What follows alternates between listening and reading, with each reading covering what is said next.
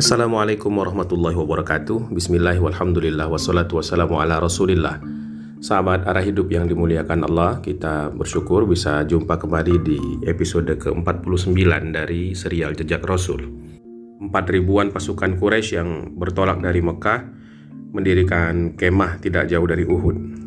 Pasukan itu terkejut melihat padang rumput di oasis itu sudah dipangkas. Mereka tidak terlalu khawatir dengan unta-unta mereka karena unta bisa memakan pohon-pohon akasia yang ada di dekat lembah Akik. Dan begitu pula unta sekutu mereka, orang-orang Ghatfan. Di sana, di dataran di dekat Uhud, ada tumbuh sejenis pohon tamaris yang lebat. Justru yang menjadi kekhawatiran utama adalah soal kuda. Tidak ada sedikit pun makanan untuk kuda, kecuali perbekalan yakni rumput kering yang mereka bawa. Maka tidak ada pilihan selain mengefisienkan waktu. Mereka lalu bersegera menyerang secepat mungkin ke arah Madinah, dan akhirnya dua pasukan tersebut bergabung. Terciptalah satu pasukan yang jumlahnya 10.000 orang. Untuk ukuran dunia Arab pada saat itu, ini adalah pasukan yang amat sangat raksasa. Abu Sufyan mengambil peran sebagai panglima tertinggi dari perang ini, namun masing-masing kepala suku yang berbeda diberi kehormatan untuk bergiliran menjadi pemimpin perang. Khalid bin Walid dan Ikrimah bin Abi Jahal kembali melanjutkan kesuksesannya di perang Uhud untuk memimpin pasukan berkuda Makkah. Juga ada Amr bin As di sana. Kuda-kuda pun dipacu dan dari kejauhan mulai nampak kemah-kemah kaum muslimin. Orang-orang Makkah ini merasa senang. Awalnya mereka khawatir kalau orang Madinah akan menerapkan strategi perang kota, bertahan di balik benteng-benteng mereka yang cukup kokoh dan memaksa pasukan harus masuk ke dalam untuk berperang di tengah-tengah kota mereka sendiri. Tapi ternyata sekarang nampak bahwa mereka seperti halnya Uhud, menyongsong keluar kota, meskipun kali ini tidak terlalu jauh dari batas kotanya. Tapi kesenangan itu berubah menjadi kebingungan, karena ternyata ketika mereka semakin dekat, mereka dipisahkan dengan pasukan musuh oleh sebuah parit yang sangat besar, dan pemanah kaum muslimin sudah berbaris di sepanjang tepi parit di seberang mereka. Pasukan berkuda otomatis hanya sampai di situ dapat bergerak dan tidak mungkin menyeberang untuk saat itu. Dan mereka pun mulai dihujani dengan panah yang menandakan bahwa mereka sudah berada dalam jangkauan musuh. Maka mereka pun menarik diri ke belakang untuk mengambil jarak yang lebih aman. Pada hari itu otomatis niat untuk menyegerakan serangan tidak bisa tersampaikan. Oleh karenanya mereka terpaksa menghabiskan sisa hari itu untuk berunding. Akhirnya setelah pembicaraan panjang lebar, tentara Quraisy memutuskan bahwa harapan yang paling bisa mereka andalkan adalah untuk menerapkan strategi memaksa musuh untuk menarik mundur tentaranya dalam jumlah besar dari utara kota untuk bertahan di tempat yang lain. Jadi line pertahanan paling depan, yakni di utara kota itu, harus dikacaukan, harus dipecahkan konsentrasinya dengan mengganggu wilayah kota yang lain yang memungkinkan, sehingga pasukan akan terpecah, tidak terkonsentrasi di wilayah depan saja, sehingga ada kemungkinan untuk diterobos ke dalam. Kalau parit tidak dijaga ketat, maka bisa saja parit itu diseberangi. Pikiran mereka pada saat itu langsung tertuju kepada Bani Quraidah yang bentengnya memblokir jalan ke Madinah dari arah tenggara. Dan orang yang paling tepat untuk melakukan lobby ini tidak lain dan tidak bukan adalah orang Yahudi sendiri, yakni Huyai bin Akhtab dari Bani Nadir, yang pada saat itu sudah datang memenuhi janjinya bergabung dengan pasukan koalisi ini dari arah Khaybar. Kini dia berbicara dengan Abu Sufyan sebagai duta orang Yahudi. Huyai meyakinkan bahwa dia bisa, pasti mudah saja baginya untuk membujuk kawan-kawannya sesama Yahudi dari Bani Quraidah untuk mengkhianati dan melanggar perjanjiannya dengan Rasulullah SAW. Dan dengan bantuan orang-orang Bani Quraidah ini, kota dapat diserang dari arah lain, yakni dari arah benteng mereka, sehingga konsentrasi di parit akan terpecah, pengawalnya longgar, maka orang-orang pasukan koalisi dalam jumlah besar bisa menerobos masuk ke dalam tempat kaum muslimin. Abu Sufyan setuju dan sangat gembira dengan tawaran itu, dan dia mendesak Huyai untuk segera pergi, tidak usah menunggu lebih lama lagi. Sesampainya di tempat Bani Quraidah, Huyai memanggil-manggil di luar benteng. Orang Bani Quraidah ini ngeri kepada Huyai. Ngeri karena orang ini punya temperamen yang tidak menyenangkan. Dia punya jiwa keras, susah dilawan. Kalau dia ingin sesuatu, dia akan ngotot, tidak pernah kenal lelah, dan dia pasti akan menghalalkan segala cara untuk sampai kepada tujuannya itu. Dan orang-orang Bani Quraisyah juga sudah melihat bahwa karakter Huyai yang demikian itu telah mendatangkan kecelakaan kepada kaumnya sendiri dari Bani Nadir, yang mengakibatkan mereka harus terusir. Dan mereka sekarang berpikir untuk tidak melakukan kesalahan yang sama dengan yang dilakukan oleh saudara-saudaranya dari Bani Nadir itu. Bin Asad, pemimpin Bani Quraisyah yang masih terikat perjanjian damai dan saling melindungi dengan Rasulullah SAW sebagai sesama warga Madinah, tidak mau membukakan gerbang benteng mereka ketika Huyai memanggil-manggilnya dari luar. Maka Huyai pun mencela Ka'ab. Tapi Ka'ab bin Asad tetap saja bertahan. Dia tetap tidak mau urusannya diganggu oleh Huyai. Tapi kemudian Huyai melakukan provokasi dengan menyinggung hal-hal sensitif. Dia mengatakan Ka'ab semata-mata tidak mengizinkan dia masuk karena pelit dan tidak mau membagi makanan kepadanya. Hal ini menyinggung ego Ka'ab dan ia marah sehingga membukakan pintu gerbang. Saat itulah pintu pertama dari diplomasi dimulai. Ini memang kecerdasan dari Huyai. Dia mampu membuka gerbang-gerbang selapis demi selapis sehingga maksud-maksudnya tercapai juga pada akhirnya. Dia mengatakan kepada Ka'ab, "Celaka engkau tidak mau menerimaku sebagai tamumu, padahal aku sedang membawakan kejayaan sepanjang waktu dan kekuatan yang seperti laut di sana. Sudah kubawakan ke negeri ini Quraisy, Kinanah, Ghatfan, pemuka-pemukanya, pemimpin-pemimpin mereka semua datang dengan 10.000 tentara dan 1.000 kuda. Dan mereka sudah mengambil sumpah juga di Ka'bah bahwa mereka berjanji tidak akan berhenti sampai dapat menghancurkan Muhammad dan semua pengikutnya. Dan Muhammad kali ini tidak akan bisa lolos." Ka'ab mulai terpengaruh dengan kata-kata ini, tapi dia mengatakan, "Itu semata-mata kulihat hanya awan mendung tanpa air, wahai Huyai. Hanya guntur dan kilat, tidak ada selain itu. Misimu ini rentan tidak berhasil." Huyai yang sudah melihat Ka'ab agak goncang dan mulai terpengaruh, dengan segala kelihayannya berbicara, menjanjikan segala macam keuntungan besar yang akan diperoleh jika agama baru yakni Islam dihancurkan dan ditendang selama-lamanya dari Madinah. Dan terakhir dia malah membual dengan sumpahnya. Dia bersumpah atas nama Tuhan bahwa kalau Quraisy dan Ghatfan kembali ke daerah mereka dan tidak memusnahkan Muhammad, artinya kalau pasukan ini gagal, aku sendiri akan masuk ke bentengmu dan aku serahkan nasibku, leherku aku serahkan kepada engkau, wahai Ka'ab. Begitu kata Huyai. Maka Ka'ab pun melihat bahwa mungkin memang kekuatan ini terlalu besar untuk dihadapi oleh Nabi SAW, dan mungkin memang ini adalah hari terakhir bagi Islam. Orang-orang Muslim ini tidak mungkin lagi bertahan, begitu pikir Ka'ab, dan akhirnya dia setuju untuk menarik kembali perjanjian antara kaumnya dengan Nabi SAW. Huyai kemudian meminta untuk melihat mana dokumen perjanjian itu. Ketika Ka'ab memberikan dokumen itu, dia robek dokumen itu menjadi dua. Dan kini Ka'ab menemui warganya di luar gitu. Dia ingin memberitahukan bahwa mereka sudah tidak lagi terlibat perjanjian dan tidak terikat kontrak apapun dengan Nabi SAW, dan saatnya mereka untuk turut menggempur kekuatan baru yang sedang dominan di Madinah itu. Tapi terjadi perdebatan di tengah-tengah warga. Orang-orang suku Quraisyah ini bukannya orang bodoh. Di antara mereka ada yang bertanya, "Apakah kamu yakin, wahai Ka'ab, Huyai itu akan bersedia mati bersama engkau?" Ada pula sanggahan yang telak dari orang bernama Ibnu Al-Hayyaban. Ibnu Al-Hayyaban ini adalah seorang Yahudi tua yang berasal dari Syria, yang dia datang ke Madinah dengan harapan dapat bertemu dengan Nabi akhir zaman. Dialah yang kemudian dulu rajin menggambarkan Nabi dan menegaskan bahwa kedatangannya sudah tiba. Dan banyak di antara orang-orang Yahudi yang yakin dengan perkataan dari Ibnu Hayyaban. Dan sebagian juga di antara mereka itu yakin bahwa yang dimaksud oleh kabar-kabar yang dibawakan oleh Ibnu Hayyaban itu adalah Nabi Muhammad SAW. Dan tentu saja yang beriman jauh lebih sedikit lagi. Tapi mereka mengerti betul bahwa ada resiko-resiko bala yang akan mereka dapati apabila benar orang ini adalah Nabi. Dan selebihnya mayoritas mereka berpikir rasional saja. Mereka enggan untuk merusak perjanjian politik dengan Nabi karena ini bisa mendatangkan bahaya fisik kepada mereka seperti yang sudah ditunjukkan oleh Nabi SAW dalam pengusiran Bani Qainuqa maupun Bani Nadir.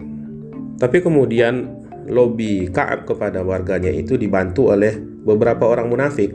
Mereka datang kemudian ikut pula membakar semangat orang-orang Yahudi ini untuk berkhianat. Dia menguatkan apa-apa yang dikatakan Huyai dan membuat gambaran kepada orang-orang Yahudi ini bahwa ada pemandangan luar biasa di sana dilihat dari sisi Madinah utara. Daratan di seberang parit yang digali oleh Nabi bersama sahabat-sahabatnya itu sudah dipadati oleh tentara dan kuda-kuda sejauh mata memandang. Maka bergeserlah opini umum. Mulai orang-orang secara mayoritas mendukung pendapat agar mereka Bani Quraisyah berada di pihak orang Quraisy dan sekutunya saja. Khalid dan Ikrimah, komandan-komandan penunggang kuda, mengamati terus parit dari jauh. Kira-kira bagian mana yang paling mudah untuk diseberangi. Mereka kesal sekali karena ini adalah perangkap, katanya. Tidak pernah ada orang Arab yang membuat strategi seperti ini. Pasti mereka ini bersama orang-orang Persia. Dan betul, strategi ini memang berasal dari seorang Persia yang beriman bernama Salman, yang sudah dianggap Nabi sebagai keluarganya sendiri, radhiyallahu anhu. Para pasukan penyerang ini kecewa karena parit itu digali dengan sangat baik. Kecuali ada satu celah di sebuah bagian, ada jurang yang lebih sempit dari yang lain, tapi tempat itu dijaga dengan terlalu ketat. Sekali dua kali upaya menyerang bagian itu sudah digagalkan secara total. Kuda-kuda juga masih belum pernah melihat hal seperti ini sehingga kuda tidak bisa melompat. Kuda yang diarahkan ke jurang itu hanya meringkik dan berbalik arah. Maka pertempuran semata-mata yang bisa dilakukan hanyalah saling menghujani dengan panah masing-masing. Sementara di satu sisi pengkhianatan Bani Quraisyah sudah tetap. Mereka sudah menentukan sikap bahwa mereka akan melawan Nabi dan membantu orang-orang Quraisy dan sekutunya. Orang-orang munafik yang tadi memberikan saran dan turut memprovokasi pengkhianatan mereka itu menarik diri lagi. Mereka sekarang akan melihat-lihat dulu siapa yang paling kuat di antara kedua orang ini. Meskipun mereka yang menyemangati orang-orang Bani Quraisyah untuk membatalkan perjanjian dengan Nabi, tapi mereka siap juga untuk nantinya seolah-olah berada di pihak Muhammad SAW apabila ternyata perang ini berhasil dimenangkan oleh kaum muslimin. Dan inilah memang karakter orang munafik, yang mereka itu muzabzabina baina zalik, la ilaha ula'i wa la ilaha ula'. Berbolak-balik hati mereka antara kebenaran dengan kerusakan itu. Mereka tidak bisa memutuskan posisinya apakah akan berdiri di pihak A ataukah akan mengambil sikap di pihak B. Mereka selalu menjadi orang yang terombang-ambing, pragmatis dan oportunis. Di antara para sahabat Nabi yang pertama kali mendengar selentingan bahwa kaum Yahudi sudah menjadi musuh dalam selimut adalah Umar bin Khattab. Maka Nabi yang sedang duduk bersama Abu Bakar didatangi oleh Umar. "Hai Rasulullah," kata beliau, "aku sudah diberitahu ada kabar yang datang bahwa Bani Quraisyah sudah mengkhianati perjanjian damai mereka dan mereka akan turut berperang melawan kita." Nabi kemudian nampak gusar dan kecewa sekali mendengar berita itu, dan Nabi menyuruh Zubair bin Awam untuk mengklarifikasi dan mencari info yang lebih detail tentang berita yang dibawa oleh Umar bin Khattab itu. Verifikasi ini perlu karena di tengah-tengah perang banyak sekali kabar berseliweran sehingga pengambilan keputusan bisa saja salah kalau mengikuti kabar yang belum terverifikasi. Zubair kemudian disertai pula oleh Sa'ad bin Ubadah, juga Sa'ad bin Mu'az, juga Usaid bin Hudair. Mereka langsung bertolak ke arah benteng Quraisyah. Dan ketika utusan-utusan Nabi ini sampai di benteng Quraisyah, mereka langsung mendapati fakta bahwa memang berita yang didapati oleh Umar bin Khattab itu benar, bahwa Bani Quraisyah sekarang sudah tidak bersedia lagi untuk menetapi perjanjian mereka dengan kaum muslimin. Bahkan mereka sudah menyiapkan diri mereka untuk menjadi fasilitator penyerangan dari dalam kota Madinah. Para utusan Rasulullah SAW ini sudah berupaya untuk mengingatkan Bani Quraisyah tentang nasib buruk yang akan bisa menimpa mereka, seperti yang sudah terjadi pada Bani Qainuqa dan Bani Nadir. Tapi sekarang Ka'ab, pemimpin mereka, sudah terlalu yakin, sudah overestimate kepada kekuatan Quraisy dan sekutunya, dan dia yakin betul bahwa kaum muslimin kali ini akan hancur, sehingga sia-sialah peringatan yang diberikan oleh para utusan Rasulullah SAW tersebut. Dan ketika berita ini sampai ke telinga Rasulullah SAW, mereka kembali menghadap Nabi dan menyampaikan semua fakta ini. Nabi kemudian bertakbir, Allahu Akbar, wahai kaum muslimin, tegarlah kalian, kata Nabi. Sekarang pasukan memang mesti dipecah, dan memang tujuan Quraisy untuk memprovokasi Bani Quraisyah adalah untuk hal ini. Kekuatan pasukan di Parit ditarik sebagian untuk menjaga pertahanan di dalam kota sendiri. Pada tahap awal 100 pasukan ditarik dari pinggir Khandaq untuk dibawa ke dekat benteng Bani Quraisyah. Sementara itu Huyai juga bergerak. Dia mendesak Quraisy dan Ghatfan agar segera mengutus masing-masing 1.000 orang pasukan ke benteng Quraisyah pada malam hari. Dari sana mereka akan berencana menyerbu ke pusat kota dan menghancurkan benteng kaum muslimin serta membawa lari kaum wanita dan anak-anak. Tapi pada malam yang sudah direncanakan itu, ada beberapa kekacauan yang terjadi dan miskoordinasi antar mereka, sehingga hal yang sudah mereka susun itu tidak terlaksana. Namun Nabi tetap mengutus Zaid beserta 300 pasukan berkuda untuk berpatroli di jalan-jalan, bertakbir kepada Allah sepanjang malam, sehingga kota itu riuh dan seperti dipenuhi oleh rombongan yang sangat kuat. Padahal jumlah mereka cukup minim, hanya 300 orang saja. Di sisi kaum Quraisy yang sedang berupaya terus untuk menembus pertahanan Parit, sekarang kuda-kuda mereka sudah tidak bisa diharapkan lagi. Sekarang mereka sudah berubah menjadi tentara infanteri murni. Tapi meskipun mereka mencoba menyeberangi Parit itu dengan berjalan kaki, mereka selalu gagal karena siang malam Khandaq itu dijaga oleh para pasukan. Orang-orang muslim sudah belajar dari kekalahan di perang Uhud, di mana jika mereka lalai dalam penerapan strategi, maka kekalahan akan menjadi takdir yang harus mereka terima. Maka di Khandaq ini tidak boleh terjadi lagi. Pasukan pemanah begitu disiplin di sana. Satu ketika Ikrimah berhasil hampir menyeberangi Parit itu, tapi kemudian dihalau oleh pasukan kaum muslimin, dan Ali bin Abi Thalib kemudian berinisiatif untuk menggali kembali bagian tersebut sehingga jarak jurang yang memisahkan mereka semakin lebar dan makin sulit diseberangi. Ada orang yang nekat menyeberang dengan kudanya, misalnya Naufal bin Mughirah, tapi kemudian dia terjebak di dalam Parit dan diserang oleh kaum muslimin dengan batu. Lalu kemudian dia diserbu dan akhirnya terbunuh di dalam Parit itu. Ada pula satu prajurit yang terkenal hebat, namanya Amr bin Abduwuddin al-Amiri. Dia terkenal sebagai seorang yang pernah memimpin 1.000 prajurit dalam perang tertentu dan dia sangat disegani. Dia berhasil menyeberang, tapi kemudian karena Parit digali kembali oleh Ali bin Abi Thalib seperti kita sebutkan tadi, maka dia tidak bisa kembali ke arah perkemahannya. Sehingga di situ dia menantang tarung duel dengan siapa saja yang berani melawannya. Maka tantangannya itu disambut oleh Ali bin Abi Thalib. Kata Amr ketika mengetahui bahwa Ali yang akan melawannya, "Aku tidak suka bertarung dan membunuh orang seperti engkau. Ayahmu adalah sahabat sejati dan sahabat setia ayahku. Karena itu pergilah.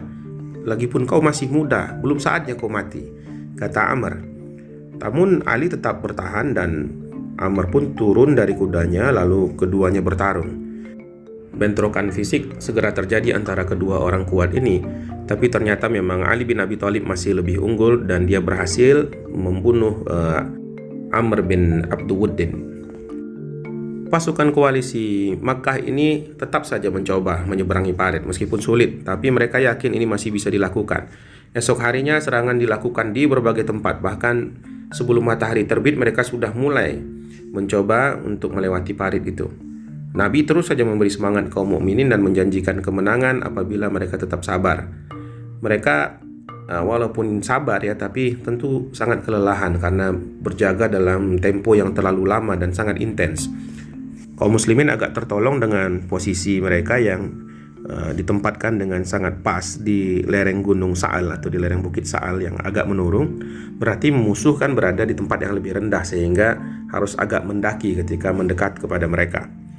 Sepanjang hari musuh coba terus menyeberangi Parit dan jumlah mereka sangat luar biasa, namun gagal. Maka karena itu pertempuran terjadi lagi-lagi hanya sebatas perang panah. Tidak ada satupun yang terbunuh dari kedua belah pihak kecuali ada Sa'ad bin Mu'az yang terluka dikarenakan baju besinya pendek. sehingga banyak bagian tubuhnya yang tidak terlindungi. Lalu beliau pun terkena panah. Kemudian ketika waktu zuhur, serangan makin intens dan orang-orang tidak sempat sholat. Sementara asar sudah mendekat. Orang-orang berkata kepada Rasulullah, "Ya Rasulullah, kami belum sholat." Mereka sangat mengerti kedudukan sholat di dalam ajaran agama Islam ini dan mereka khawatir sekali melalaikan kewajiban yang telah ditetapkan oleh Allah Subhanahu wa Ta'ala.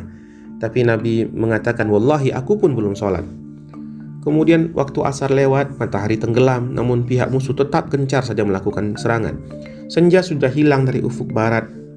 Waktu Isya sudah masuk, barulah serangan mereda dan musuh mulai menarik diri ke perkemahan mereka. Begitu mereka hilang dari pandangan, maka Nabi pun mundur dari parit. Di sana Usaid bin Hudair tetap berjaga bersama pasukan tentara. Beliau kemudian mengimami 4 sholat sekaligus pada waktu sholat Isya, yakni zuhur, asar, maghrib, dan Isya. Dan Rasulullah mencela kaum musyrikin ini. Demi Allah, mereka sudah sangat keterlaluan, mereka menghalangi kita dari sholat. Dengan spekulasi bahwa orang-orang di Madinah ini sudah kelelahan karena berjaga sepanjang hari dalam gempuran yang sangat hebat itu, di malam hari itu Khalid datang bersama kuda yang paling bagus. Dia berharap bisa menembus pertahanan di malam ini, tapi kemudian harus menghadapi kekecewaan lagi karena di sana ternyata Usaid bin Hudair dan anak buahnya tengah bersiap dan menghalangi orang-orang ini untuk masuk ke perbatasan pertahanan itu, sekalipun di malam yang sudah gulita. Keadaan saat itu memang sangat tegang. Quran menggambarkan Izja'ukum min fawqikum min asfala minkum wa iz azaghatil absar wa baghalatil qulubul hanajir wa tazunnuna billahi zununa. Jika pasukan musuh itu mendatangi engkau dari arah atas dan dari arah bawah, ketika penglihatanmu sudah tidak tetap lagi dan hatimu naik menyesak sampai ke tenggorokan dan kamu mulai menyangka kepada Allah dengan bermacam-macam prasangka. Nah, disitulah orang mukmin diuji, kata Allah. Hunalika butuliyal mu'minuna wa zulzilu zilzalan syadida. Di saat itulah diuji keimanan orang-orang mukmin itu, digoncangkan hatinya dengan segoncang-goncangnya. Pertanyaan mulai muncul di benak orang-orang mukmin, kapan hari-hari ini akan berakhir? Persediaan makanan semakin tipis, udara malam hari sangat dingin, dan banyak di antara mereka yang imannya belum cukup kuat, tidak tahan terhadap kelaparan, kedinginan, dan suasana yang kurang tidur demikian. Mereka sangat lelah lahir batin. Hampir mereka bersedia bergabung dengan kaum munafik yang menyebarkan desas-desus bahwa tidak mungkin lagi bertahan dari musuh yang hanya dipisahkan dengan parit, sementara mereka juga harus menghadapi serangan ke belakang di arah benteng kota. Namun keyakinan mereka yang sungguh-sungguh beriman akan teruji dengan kesulitan. Mereka inilah yang dipuji oleh Allah Subhanahu wa Ta'ala, karena pada saat-saat yang menegangkan, tatkala mereka melihat golongan-golongan yang bersekutu melawan mereka, mereka malah mengatakan satu perkataan yang amat gagah. Disebutkan di dalam Quran, walamma ra'al mu'minuna al-ahzab qalu hadza ma wa'adana Allah wa rasuluh wa sadaqallahu wa rasuluh wa ma zadahum illa imanan wa taslima. Dan apabila mereka melihat, orang-orang mukmin itu melihat pasukan koalisi, pasukan ahzab, pasukan gabungan ini, mereka kemudian mengatakan inilah yang dijanjikan oleh Allah dan Rasulnya, dan sungguh benarlah Allah dan Rasulnya. Dan ditambahkan lagi dalam ayat ini, dan yang demikian itu, serangan musuh yang demikian hebat itu, jumlah mereka yang membuat bergidik itu tidaklah menambah apapun kepada mereka kecuali mereka makin beriman dan makin tunduk kepada Allah Subhanahu wa Ta'ala. Di telinga orang-orang mukmin ini seolah terdengar kembali terngiang-ngiang apa yang sudah disampaikan oleh Allah Subhanahu wa Ta'ala lewat lisan Rasulnya kepada mereka, berupa sebuah ayat yang turun kepada Nabi 2 atau 3 tahun sebelumnya. Di dalam surah Al-Baqarah, Allah mengatakan, am hasibutum an tadkhulul jannata walamma ya'tikum mathalul ladzina khalu min qablikum massathumul ba'sa wad dharra wa zulzilu hatta yaqula ar-rasul wal ladzina amanu ma'ahu mata nasrullah ala inna nasrallahi qarib. Apakah kamu mengira bahwa kamu akan bisa masuk surga begitu saja, padahal belum datang kepadamu cobaan sebagaimana orang-orang terdahulu dicoba, diuji. Mereka ditimpa oleh berbagai malapetaka dan kesengsaraan, digoncangkan dengan berbagai macam cobaan, hingga berkatalah Rasul dan orang-orang yang beriman bersamanya, mata nasrullah, kapan kira-kira pertolongan dari Allah akan datang? Ala inna nasrallahi qarib, ketahuilah, ingatlah, sungguh pertolongan Allah itu amat dekat.